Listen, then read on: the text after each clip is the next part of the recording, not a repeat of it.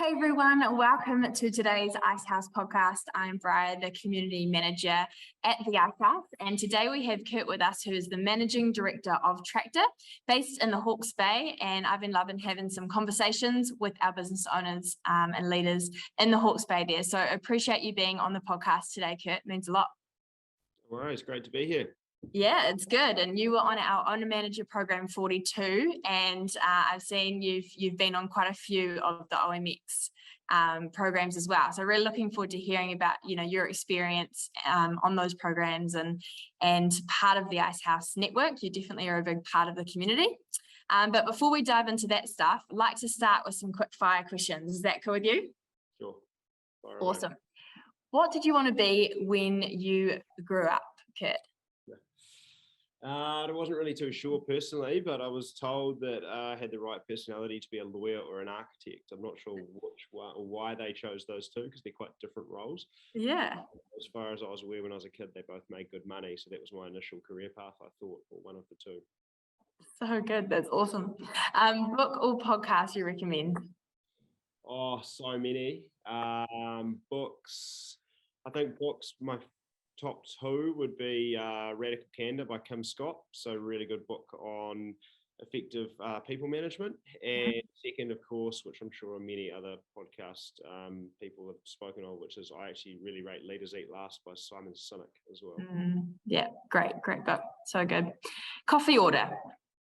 Oh, long black Americano, depending on if they know what an Americano is. Nice, good answer. When are you most productive? Between the hours of 5 a.m. and 12 p.m. I'm a bit of a strange creature like that. So I do all of my thinking work first thing in the morning. And then in the afternoons, I'll sort of do the sort of easier work that just get me through the rest of the afternoon. Awesome. What does that morning routine look like then? What's the alarm going off at? Is it in the fours? Yeah, it is. Wow. Which is probably alarming to some, but I get up sort of 4:30, 4 to 5, and then exercise, and then get straight into it, and then sort of by 5 p.m. I'm quite burnt out. Yeah, you're ready for bed. Yeah, good call. I like that. When are you most relaxed, on the other hand? Never. Probably early evenings or evenings. Definitely out of steam by that stage. Yeah, for sure. And where's your favorite place in the world? I live in Hawke's Bay, so it's pretty special. But yes, that'd be top of the list, I reckon. And then closely behind that would be probably Portugal. Went to spend a bit of time in Portugal, so really love that. I mean, I surf, so it's a pretty special place there. And then second to that would be Indonesia as well. So they're my top three for sure. Very cool. Very, very cool answers. Nice. Cool. Well, that's a great quick fire, a nice way to warm up. But love to jump into that next question or the first big question. And it is quite an interesting one. It's very open, so answer as you wish. Tell us a bit about yourself. Who is Kurt? What are your passions and what does life look like? Geez, that's a big question, isn't it? Script before we I'll start with life. Like, I think, my life's pretty good. I've got a young family in Tiawonga. Cool. We live in a little beach town called Tiawonga. We got a little batch out at Waimarama Beach, which is 20 minutes south. It's a beautiful place. My passions, they include surfing, snowboarding, fishing, diving, mountain biking. Obviously Hawke's Bay is pretty renowned for most of those things. So living by the coast helps sort of me enjoy my passions on a regular basis. Business is great. It's pretty full noise. We've got a little agency down in Hawke's Bay, so that's a big part of my passion that I spend a lot of time doing. I love what I do. If you ask my wife, she might not be completely, but overall life's pretty bloody good. I mean, we've got some challenges from time to time, like most business owners, but overall I've got a lot to be thankful for. Yeah, great answer, Kurt. It's really cool. Would love to hear of that career journey and how it then led to TRACTA, the agency you're talking about. All the time in the world. You go for it. Oh yeah, I mean, I always at school, I always did relatively well. I was quite privileged in that regard. So I came out of Napier Boys High up in the Hawke's Bay, so I grew up in Hawke's Bay, and then we sort of life in my seventh form is what we used to call it back in the day, was a lot of it was socially led. There wasn't a lot in terms of career development at that point. I had a lot of things I wanted to do beforehand, but I sort of got to seventh form and got asked what I wanted to do and where I wanted to go in terms of university. So yeah, I didn't really know a lot at that stage, and I thought, I'm not really ready to make any decisions. But my mother actually worked at an agency, at a marketing agency at the time. And that's cool. pretty cool. Maybe I should look at something like that. And before I knew it, I had to sign up for university, and mum actually said do marketing. So yeah, I did marketing. And Wow. I actually vividly remember walking into my first marketing class actually thinking, I wonder what marketing is. And yeah, little did I know I'd end up in the position I'm in now. But so yeah, I did an undergrad degree at Victoria University, so a Bachelor of Commerce and Administration, and all things on the table. I pretty much just got by on a lot of common knowledge and books and a lot of partying. And yeah, I ran out of money sort of halfway through university and started working in bars to pay my way. And it's funny, like people say, a lot of it is when you're looking for careers, it's equally as about what you know, but who you know. And I think at the time I was quite lucky, as in I met the director of the group company that owned all the bars actually approached me and said, oh look, I'm wanting to start a bar. Do you want to come and you can own it with me? I'll give you a share if you design the bar and do the menus and whatnot. And I was 22, I think, and at that stage I thought, geez, that's owning a bar at that age is pretty cool. So off I went. And in my last year we opened a bar, and I got a real crash course in business. I think if you're going to run any business, hospo is a pretty hard way to cut your teeth. Yeah. But yeah, we had that I launched that, and 12 months in, I got approached by, it was actually the same guy. He happened to be one of the top managers at Weta Workshop. So he said, do you want to come and work? It's easier just to say alongside Weta on The Hobbit. So off I went into film. Wow. We still had the bar, and spent 4 or 5 years traveling around the country, working in filming the film, and I was in charge of all the armor, weapons, and prosthetics, so the faces. And wow. So very cool. Did that for 4 years, along with having the bar, and we got a general manager in at the bar to run that. And then The Hobbit ended, and we thought, right, we're done with the bar, so we sold the bar. And I had a bit of a midlife crisis at about 26, and thought, oh, what am I going to do now? So I was at that point, I enrolled to do a master's degree in marketing. So I thought, well, I didn't really learn a hell of a lot in undergrad, so I'll go back to school. And so yeah, I enrolled at a master's, and then got my first job at an agency. I didn't. I got a job for an events company, so a big event and experiential marketing company. So I did 3 or 4 years in events, so doing event management, event design, experience, design, digital experience. And yeah, then did my, jumped into agency land after that, completed my master's degree, worked in agencies for a few years, and then the opportunity came to come and work at TRACTA, which I did. And then, yeah, the rest is kind of history. I worked here for 3 or 4 years and then ended up purchasing it. So yeah, now I'm here. So cool. What a story. And I'm sure many can relate, but also be inspired by. And congratulations as well for purchasing TRACTA and the journey that's been over the last couple of years. A big congrats from us, from the Icehouse, for that. Massive achievement, and very cool business that you are running. Tell us a little bit more about TRACTA and what TRACTA offers. Yeah, no problem. I think agencies can be pretty mythical things at the best of times, so I'll do my best to sort of explain it in easy ways to understand.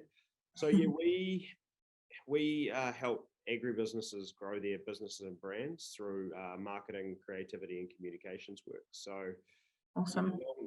Long story short, we specialize in combining creativity, technology, and customer research and insight to help sort of build out marketing functions, or build advertising campaigns, or digital service designs for major agribusiness brands. So yes, that we work with any sort of business, from a small to medium-sized enterprise right up to a multinational. And we've got clients across New Zealand, Australia, Denmark, wow, Israel, so yeah, all around the world.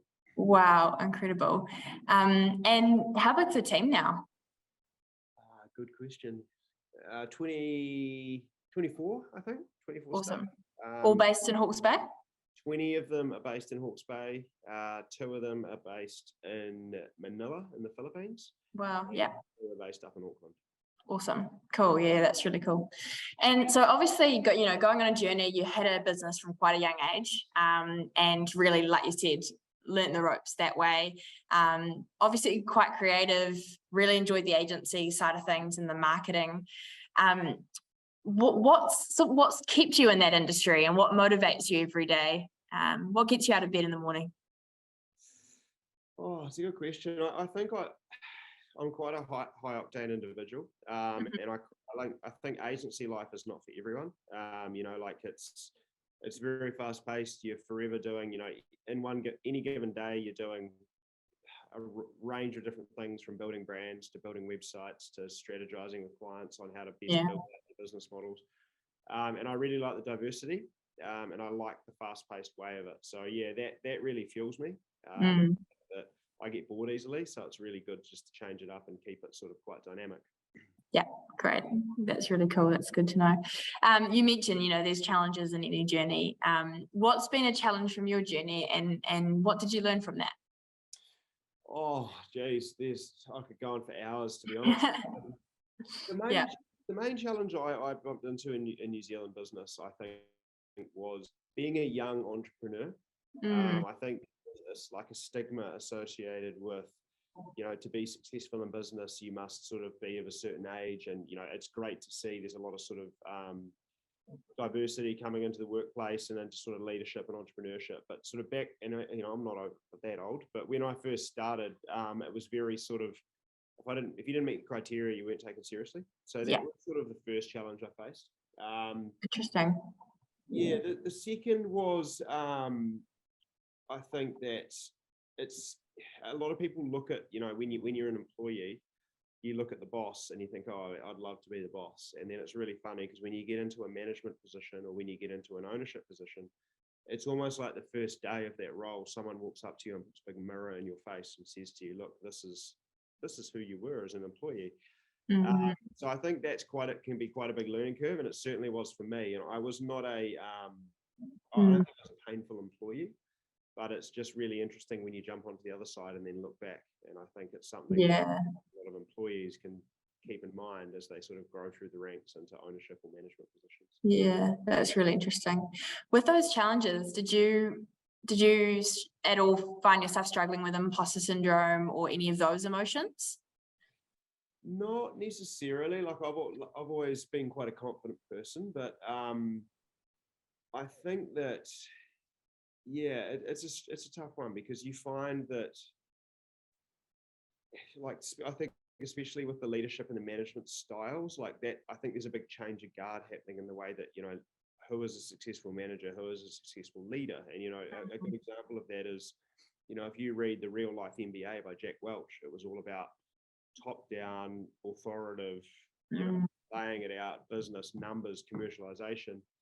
And then you move to the Simon Sinek's of the world and, Kim Scott's and Radical Candor, and it's decentralized management, it's empathy, it's side by side, not above and below. And there's been a real change of the guard. And I think anyone that's been in a leadership position for some time, it's actually can be quite confusing, because you think, well, what do I do? Do I do that? Do I do that? So yeah, it's been a really interesting journey for me. And I think I've finally, maybe in the last 12 months, have figured out exactly how I want to lead and how I want to manage. And I think a lot of, any leader that's struggling with that, or any manager, should definitely seek third-party assistance through someone like Icehouse or a consultant, because it can be a pretty bloody confusing journey by yourself.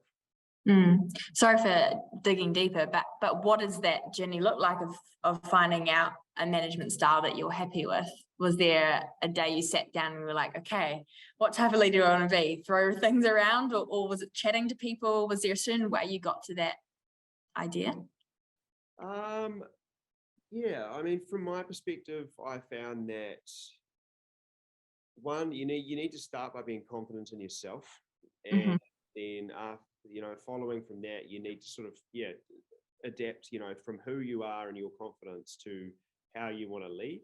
And, like I read a lot, so I'm referencing a lot of books here, but I found, some like the Kim Scott style, for example, the radical candor management approach, that really suited me. Cool. But the best kind of leadership I got was, one, chatting through the Icehouse, and two, having a mentor. And, where I kind of landed was I actually wrote a set of values for myself personally, Great.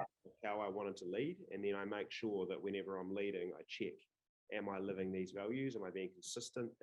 Is that how I want to manage people?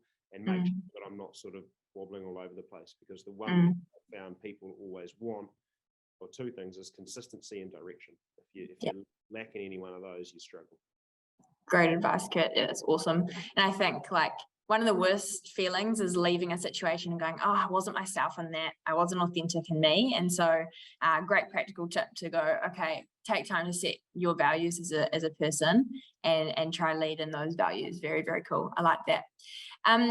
You sort of mentioned agency life and how it's go, go, go and busy. Would love to hear, what's a misconception about your industry that you'd like to debunk?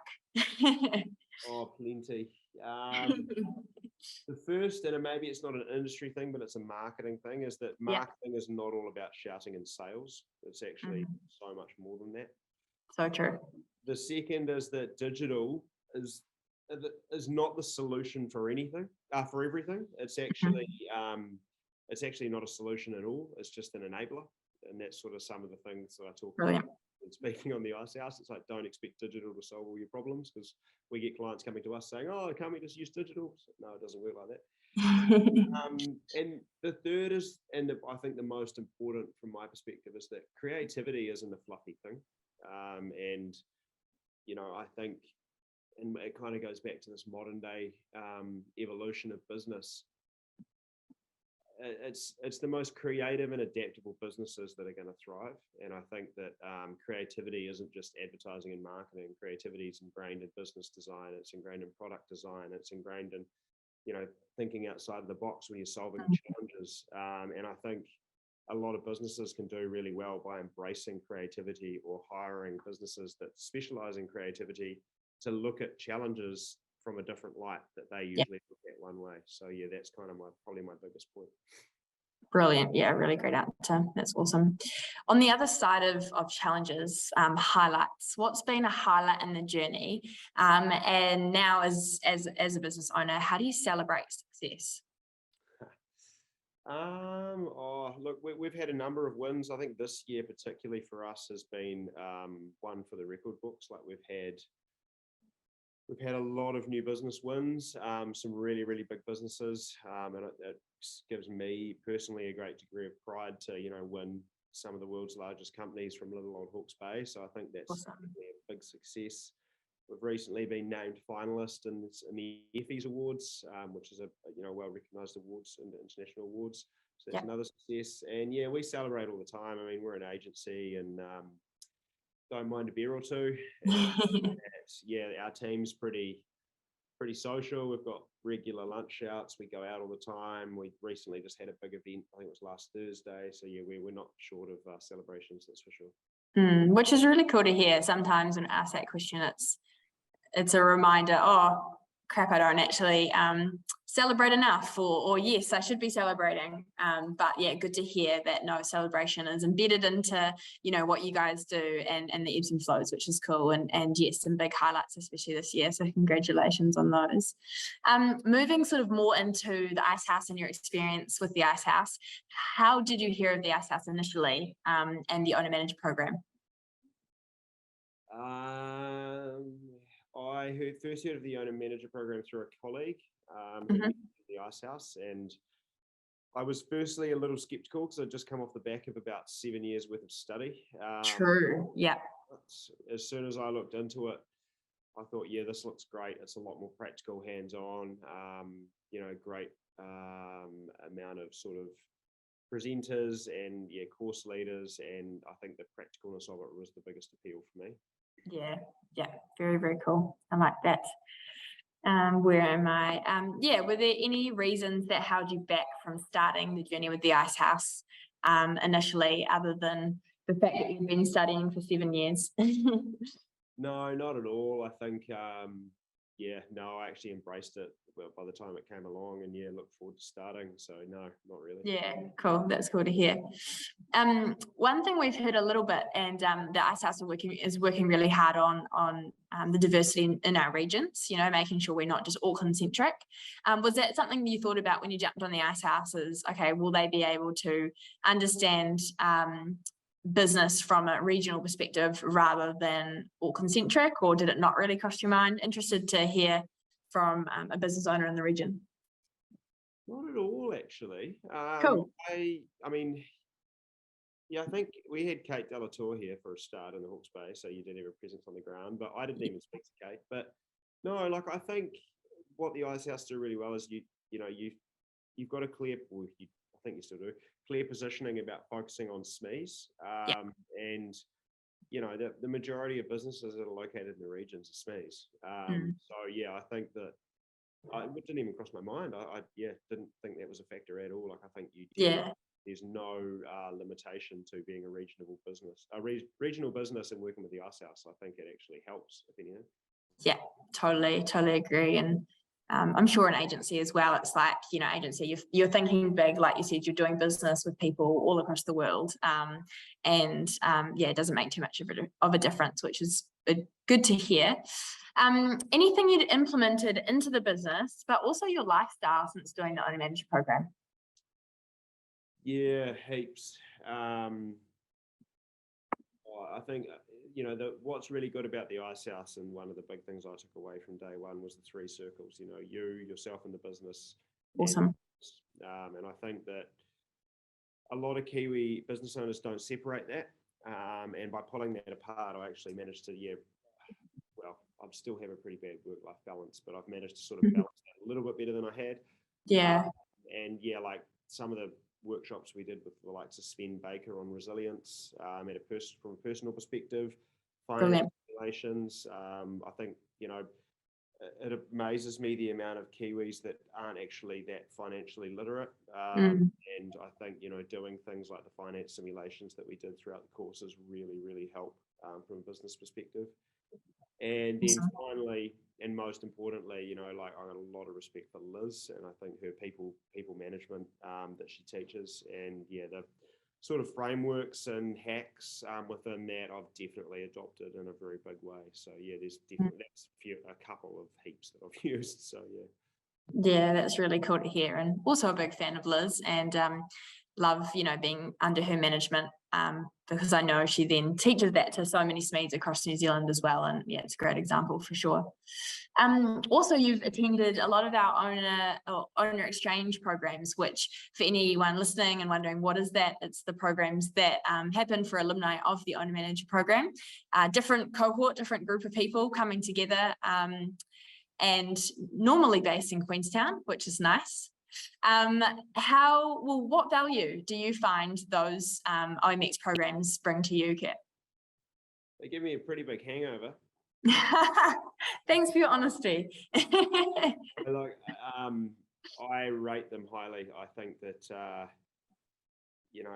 as a business owner, and even as an Icehouse alumni, especially the last 3 years for a lot of businesses have been hell, and I think that it can get quite lonely, particularly if you don't have a governance structure in place, or reliable kind of direct reports, or your leadership teams.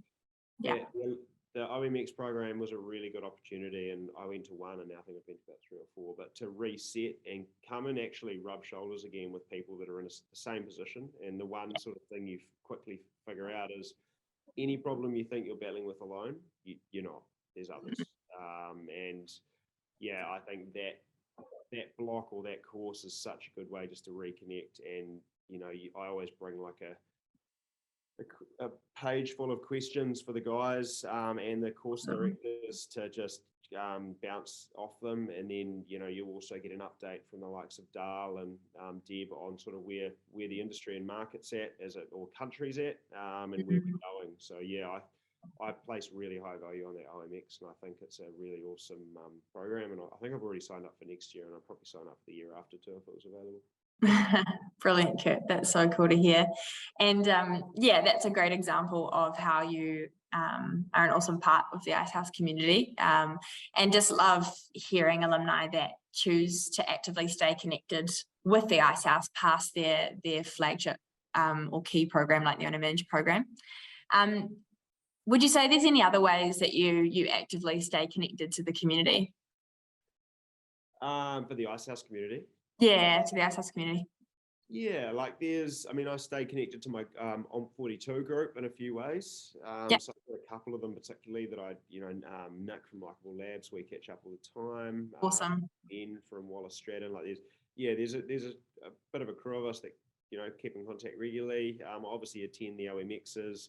I obviously still talk to like Liz and the others occasionally, and obviously I'm also speaking on Joe's LDP course as well. So yeah, there's a number of touch points there for me to keep in contact. And the other thing I'd say is that none of the Icehouse representatives are ever hard to get hold of. Like it is a community. It's not just a where the tutors and you come along, student and then leave. It's a very flat team kind of setup. Yeah, for sure. Yeah, no, it's awesome. Very, very cool. Yeah, community in general. How is that important to you as a business owner? You've mentioned a couple of things, lonely at the top, that sort of thing. But yeah, the word community, it's important to me, being the community manager at the Icehouse. But what does it mean to you? Oh, a lot. Like it kind of, go back to what I said at the start, like, business to me, it's not all about what you know, it's actually about who you know. And, you need to, if you want to be successful, you need to learn to actually utilize people that are better at things than you are. I think leaders and business owners that think that they can do everything. And let's be honest, I mean, a lot of the Kiwi businesses, that's their mantra, right? They're like, oh, it'll be right, I'll go and do it. Yeah. You look at the US and the way they do business, and they're the complete opposite. And I think that the way that New Zealand and New Zealand business and leaders are going to thrive is actually by utilizing their networks and building communities that of, very skilled and often diverse groups that are actually going to help them thrive. So yeah, for me, community in business is absolutely key. And it's great that there are organizations like the Icehouse that can actually enable that. Yeah, it's really cool, Kurt. Love that. Yeah, changing gears a little bit as we start to wrap up. Piece of advice that you would have given your younger self, or maybe a budding business owner, what would you like to say? Oh, what advice would I give myself? Too much. One is trust your gut more. I think, I obviously went down the university path and spent way too much trying to think that I needed to know everything, and a lot of the times you can just rely on your gut. Wow. The second is be bold. I am quite a forward person, but I think, in New Zealand, I think it does pay to be bold, even though that we've got this sort of humble nature. I think that people that put themselves out there more achieve success more rapidly. Sure, you can fail along the way, but that doesn't hurt either sometimes. And the third is learn to listen. I think the more you can listen and take advice and absorb comments and critiques from others and learn, the more you'll grow. So top three. Great advice. I'm just really interested to know, if you were to do it again, would you have bought the bar?